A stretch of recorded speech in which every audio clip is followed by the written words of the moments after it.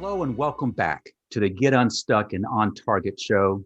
I'm Mike O'Neill with Bench Builders, and we're speaking with thought leaders to uncover tips to help you break down the barriers that may be keeping you or your business stuck. Joining me today from Toronto is Kristen Harcourt. Kristen is an in-demand speaker and facilitator. She's also an accredited coach. Welcome, Kristen. Hi, Mike. Wonderful to be here. I want to also plug something that you do very, very well, and that is you host an excellent biweekly podcast called Inspirational Leadership.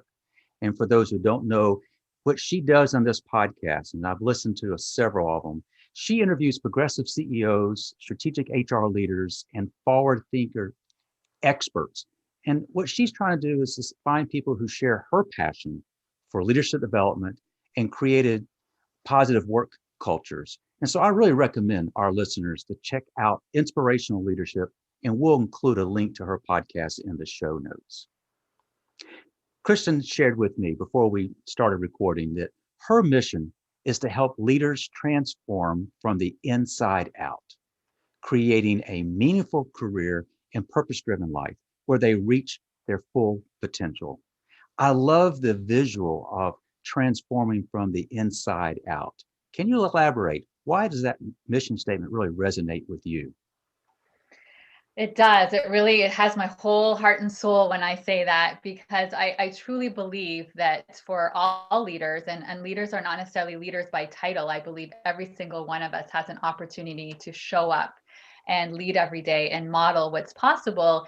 And if you don't start by taking a look inside and understanding yourself from a self-leadership perspective around who you are, what you want, who you want to be in the world aspirationally, then you're not going to be able to be the best version of yourself when it comes to leadership. And I think some people miss that step and they don't spend enough time going inside and reflecting. And so to me, that's where it all begins. I love that mission statement. And you mentioned self-leadership. You work as an executive coach. And when you're working with a leader, how do you try to get them to be thinking about why it's important to understand themselves? And it starts with self-leadership. How do you kind of frame that up with your clients? Yeah, it's a great question. And it shows up in a couple of ways. I think one is just helping them understand why it's important and how it's going to benefit them and others. And so one of the things I talk about right from the beginning when I'm working with leaders is really helping them to understand their core values. And so that's about like when they're really feeling in alignment and feeling fulfilled, who are they and what are those values that are most important to them? And they start to recognize so many times where things felt off, where things didn't feel as good for them. It really was because a value wasn't being honored. So that's the place that I love to start off with leaders. And then I'm also super passionate around emotional intelligence, mindfulness, mindset, because I think as people become more aware of who they are, how they're showing up, their own emotions from their own awareness, but then also understanding how their emotions impact others, and then understanding the emotions of the people around them, it just starts to become a superpower. Because once you get really, really good at doing that, you first of all start to understand yourself. And one of the things I like to say, Mike, is so many leaders, I'm working with a lot of these executives, super smart, and so a lot can be linear thinkers, so they spend a lot of time here.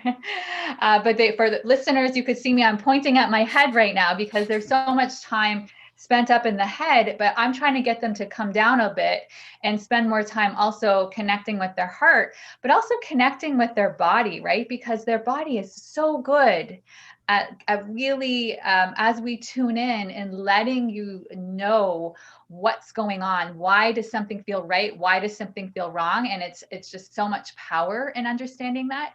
And so let me be very clear at the beginning. For some of my leaders, this is very new to them.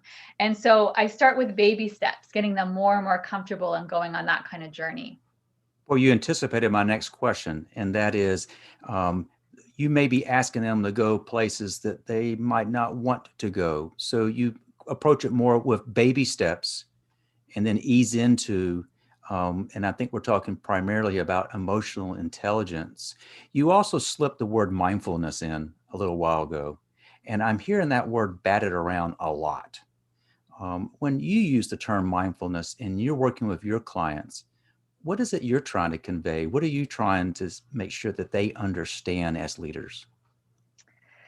Yes, yeah, and you're right. I think the word mindfulness is used a lot, and people don't necessarily know what that means, or they assume mindfulness means meditation and you're sitting on a mat for hours and that's your only way of being productive, which is absolutely not what I'm saying. So mindfulness, as we start to train our brain, is about being more in the present moment, day to day, and all of your interactions as you're taking actions throughout your day. So when I think of mindfulness, I think of it as helping you to become more focused on what's happening right in front of you, moment by moment by moment. And what ends up happening so often, and I'm sure you've experienced this, Mike, in your work, and it's that we like to talk about how we're such good multitaskers. We aren't actually very good multitaskers. And there's so much research to show that when you're trying to multitask, you're not actually as effective to really single task and be focused on one thing and then move to the next thing. I'm also realistic that we live in a world where things are coming at us all the time. But sometimes mindfulness is also about creating practices.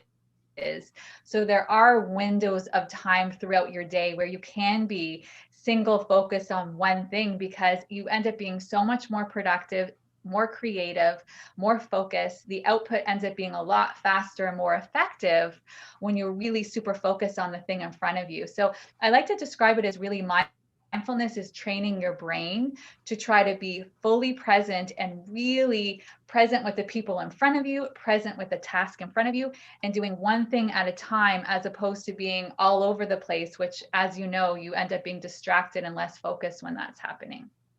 I love your description. You're contrasting multitasking with focus. And what I'm understanding you to say is you have to do to the best of your ability, tune out the distractions to be present with not only whoever you're with, but whatever you may be working on.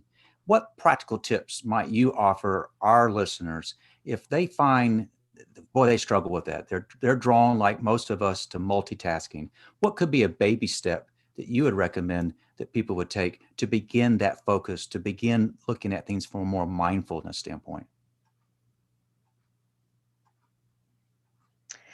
Absolutely. So a couple of things that jump out at me right away is a practice is just every hour taking a couple of seconds to just take some deep breaths. Just doing that, taking that deep breath, a couple of deep breaths every hour, it just starts to bring you back to the present moment, because you're running around doing things that your breath is always available to you 24 hours a day, 7 days a week, 365 days a year. So I think your breath is such a really great place to go to. Some other things that you can do is starting to even have rituals. So in the morning, before you're going to start your day, to just give yourself a couple of seconds to just be breathing, reflecting on what you want to do in your day ahead, thinking about those priorities. Another thing that I really, really recommend to individuals is anything you can do to make it so that you're owning your day instead of the day owning you. And so what I mean by that is, for myself, as soon as I got a computer and there's notifications, I turn those notifications off. So there's never this beep or noise or volume trying to get my attention every time an email comes in. And then whenever possible, closing off your email when you're working on tasks where you need to be really focused, so that, again, those email notifications, those pings are not getting your attention. When you're working on a task you want to be super focused on, putting your phone in airplane mode. So again, your notifications on your phone are not getting your attention. For some of the leaders that I work with, I even have them, because they still have to be working on things within their email inbox. You can actually be in your email and then put notifications on hold. So you're working on what's there, are not getting your attention, because what ends ends up happening a lot is that those start to feel like you're fired. And so you're always focusing on priorities. Boy, you've mentioned a number of very, very practical tips. That's what I love about you, and that is you reduce it to just good common sense. Excellent. One of the things that we have discussed before we started recording is the challenge of listening and leading in an environment where our folks that we are listening and leading aren't there in front of you. You're managing remotely. And leading remotely is very, very different. Can we go along that path for a little bit? What have you found? COVID for us here in the States hit hard in March, and many people found themselves thrust into that. And we're approaching, goodness, almost a year at the time of this recording, or when this recording might be posted here. We're approaching a year of major, major changes. When you're working with clients, be it individuals or organizations, what tips might you have for how to lead effectively while managing remotely? Yeah, it's a big question because I think there's a lot of things that come up with. Um, I think two different things. One is, what does it look like to lead remotely? And what does it look like to also be aware that there's a global pandemic as you're leading remotely? And I think those are two different challenges that can present themselves. I actually think there's lots of benefits from actually working remotely and being able to lead remotely. I know a lot of people during this global pandemic have actually recognized how much they enjoy working from home from a work-life integration perspective. They have much shorter commutes. They're recognizing that they can actually be more productive working from home. Organizations who previously believed, oh, there's no way that we can do this from home, this stuff, we have to have employees in the office, they're recognizing, oh, wow, actually, this is much more effective than we thought. So there are a lot of advantages. But I think the first thing that comes up for me, Mike, when we start to think about working remotely, I think communication is always such a big, important component of leadership. But when you start to have people working remotely, we really need to amp this up. Because what tends to happen, at least when you're in an organization, we go by each other, we kind of do those check-ins where we're going by somebody's office door. We naturally, without even having scheduled meetings, tend to see one another and just have those check-ins. Well, all of that really starts to change when we're in this remote workplace situation. And especially for leaders who are not used to this and haven't done this in the past, we really need to make sure as leaders that there is ongoing check-ins happening with all of the individuals on your team. And when we're doing check-ins are not just work focused. It's about asking questions, just saying, how are you doing? One of the questions that I like that comes from the book called The Coaching Habit is just even saying, as you're having a conversation with someone, what's on your mind? I love the question, what's on your mind? Because it opens up so many options and opportunities. That individual might say, what's on my mind is I'm feeling super stressed about, I have kids at home and I'm trying to teach my kids while I'm working. And so they start to talk about some personal things that might be happening.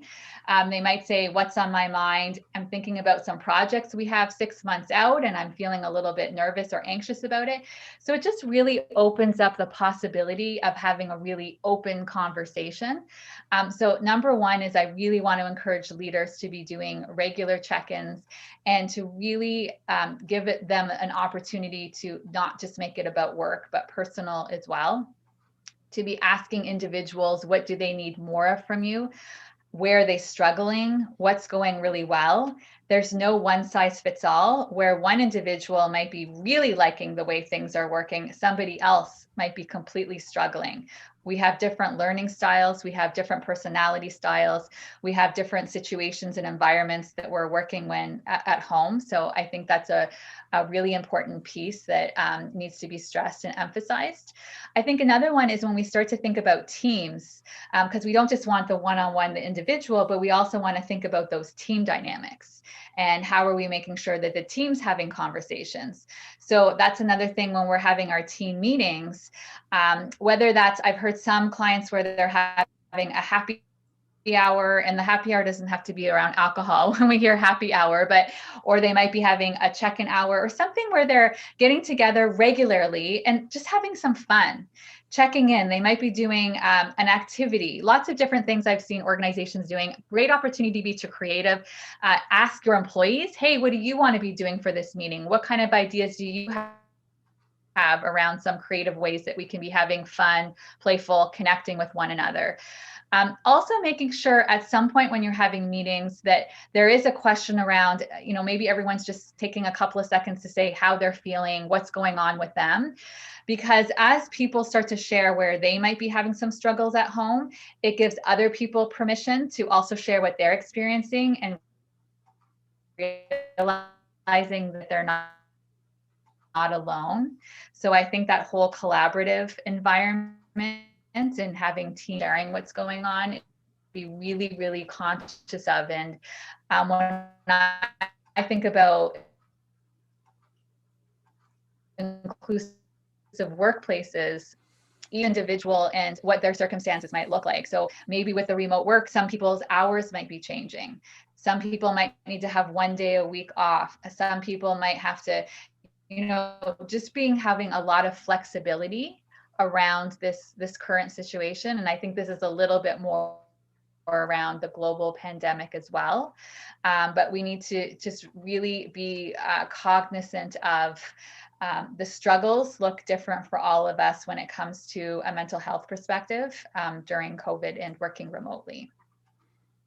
You made a number of suggestions. One of the ones you mentioned a moment ago was a question that you could just ask. And what was the exact phrase that you're encouraging us to use when what's on your mind? What's on your minds? So when you said that, what was really interesting, most folks are probably listening, but when I hear the word what's on your mind, I'm now pointing to my head. And that is, my first thought is kind of cognitive, kind of thinking. But what comes out oftentimes in response is not so much what they're thinking, but what comes out is how does it make them feel? When you use those two examples, that's exactly what kind of came to mind. And you use that same technique even later on, and that is in team meetings. You're trying to create space where people can express feelings, particularly acknowledging that feelings right now are probably very mixed. Absolutely. My slogan or mantra the last year has been, you have permission to feel.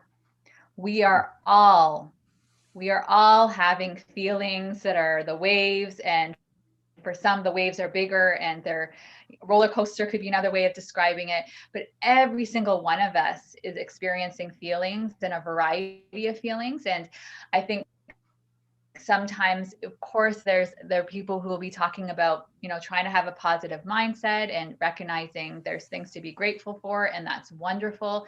But we also want to recognize having empathy and compassion for others, because we don't all have the same tools in our toolkit.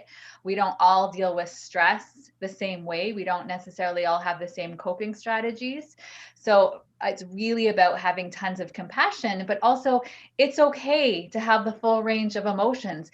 One day you might just feel really angry. You might be angry around, I wish it wasn't like this.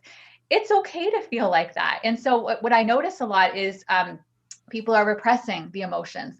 Well, who am I to feel like this? There are people who are, single moms with 3 children and trying to work 3 jobs. They're the ones who are struggling. I don't have permission to be struggling. I shouldn't be struggling. Emotions don't work like that. And so I've heard what I call, and Brene Brown alludes to this as well, which is comparative suffering, where people say, well, I'm experiencing this. I don't have the right to be feeling these emotions because I'm not experiencing what other people are experiencing. Emotions don't work like that. We can't give a little note up to our emotions and say, excuse me, no, you're not allowed to feel that because your experience is not the same as this individual's experience. So I've really been trying to help clients, and this shows up with a lot of the leaders that I work with, that it's okay.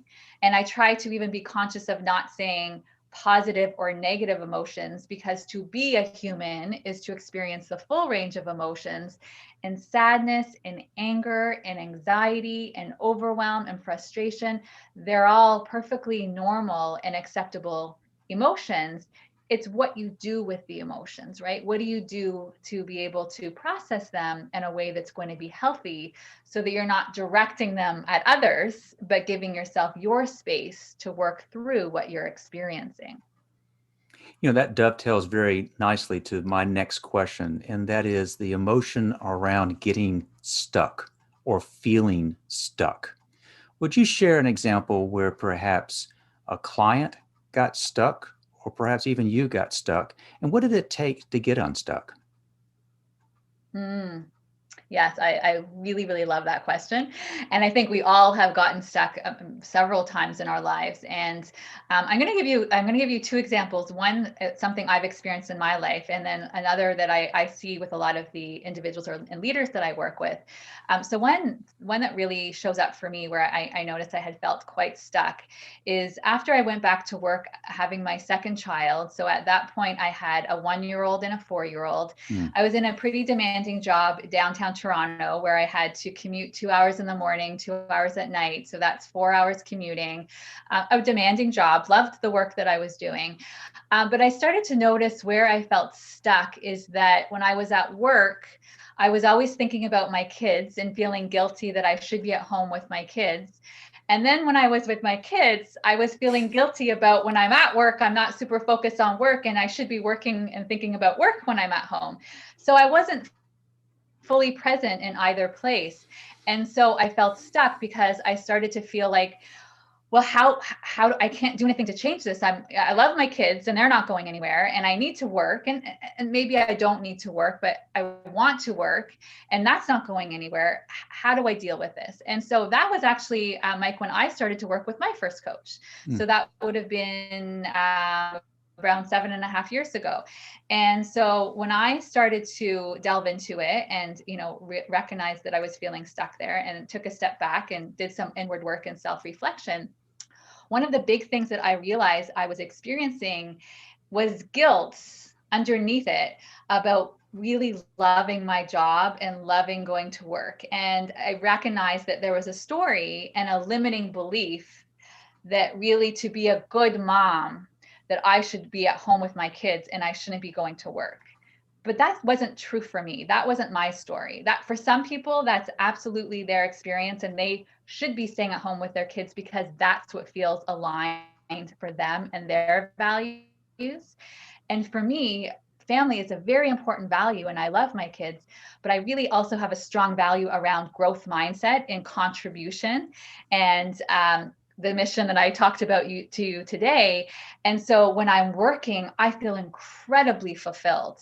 So what I really had to do, and where the shift happened for me and I got unstuck, is I owned it. I owned it, that it's okay to love working, and to be able to go out there and contribute and be doing what I feel like I'm called to do. But eventually I needed to figure out, well, what does that look like so that I have a little bit more work-life integration? Well, it ended up, I spent a little bit more time working from home.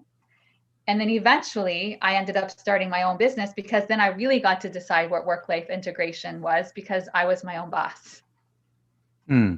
I appreciate you sharing that personal example where the sense of stuck was something that you kind of placed on yourself, but you decided to just own it. And I recognize that this might have come to light in working one-on-one with a coach. So another example of how coaches can be so helpful on these types of limiting thoughts and helping getting them out of your head. You were willing to share a personal example, and I appreciate you doing that. How about maybe an organization or a client that you've worked with that they got stuck? Yeah, so the other place where I notice a pattern of a lot of times where executives get stuck is that they can get very much in absolute or black and white thinking. Hmm. So it's the extremes. It's either like this or it's like that. And then I help them to see, guess what? It doesn't have to be an either or. And maybe there's some other possibilities that you haven't seen. So the reason why they're getting stuck is it feels like this is the only way that it can be. And this is where, again, I think coaching can be so helpful. And whether it's working with a coach or whether it's talking to a friend, talking to a family member, somebody who you trust, mentor, peer, when you start to talk through a situation, you can be in tunnel vision and feel like it just looks like this, that there's just this one option. But as you start to talk to other people, they start to see these other options that you can't see because you're in that tunnel vision. So I always encourage when people are in that feeling where it feels really, really stuck and there are no other options or no other possibilities, to share out loud with somebody else that you trust. Sometimes that might be vulnerable. So that's why I say somebody who you trust. And also be careful that it's somebody who's going to trust, but also give you the space to have your thoughts on it. Like, so somebody who might not be too emotionally attached to their own agenda, which is why I'm careful. You know, sometimes if you're talking with family, significant others, they might have their own agenda. So be careful about. That's why I love with coaching, the only agenda of your coach is to champion you. You want someone who's just wanting to champion you, but you start to see these other possibilities. And it's so interesting. After we'll have the conversation, they'll say, and you'll feel the shift. You'll feel the shift because they were so in something that it felt like they couldn't get out. But then all of a sudden, this much, much more expanded view and much more, all of these possibilities that they really, really weren't able to see. And I think it's really, really common. So I think it's really important for when you're feeling really stuck and in your own head, talk to somebody else about it, because all of a sudden they offer another perspective and that brings you out of it and it starts to shift. Kristen, I'm just reflecting on what you've shared in our time together. It's been pretty far ranging. You've shared a bit about your mission and why that mission is so important to you and how it kind of guides your actions, both professionally and personally. You better define this notion of self-leadership and emotional intelligence. You describe it in kind of practical ways. I particularly like the way that you define mindfulness and how leaders can take a more focused approach and what practical things you can do there. And then we got into the topic of managing remotely. So we've covered a pretty far-ranging number of topics. If you were to kind of step back and say, gosh, I want to make sure that our listeners hear, what might be any final thoughts or takeaways you want to make sure that we have? I appreciate you asking that question, Mike, and thank you for reflecting that back to me so beautifully. I think as a final thought that I'd really like to leave with the listeners is, I'm such a big believer and encourager of creating a little bit of time every day for self-reflection. Because if you aren't creating the space for self-reflection and asking yourself the questions, you're not going to be able to make that progress. You're not going to be able to make changes. You're not going to be able to anticipate situations that you weren't aware of. So I just like to tell people, if you could just give yourself 3 to 5 minutes every day asking yourself, what was a win? What can I celebrate? Where was an area that I struggled? What did I learn from that struggle? And what am I going to do differently tomorrow with that information? I would Good love to leave stuff. that. Very good stuff. Kristen, if people want to connect with you online, what's the best way for them to do that? Absolutely. So I'm very active on social media. So you can find me on all the major platforms under Kristen Harcourt. And then my website as well is KristenHarcourt.com. Do me a favor. Would you spell that out so people know how to type it in? Absolutely. That would be my pleasure.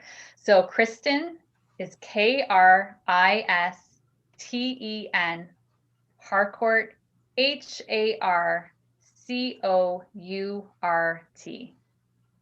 I want to encourage our listeners to go to that website as well. It's beautifully done. I love your introductory video, by the way.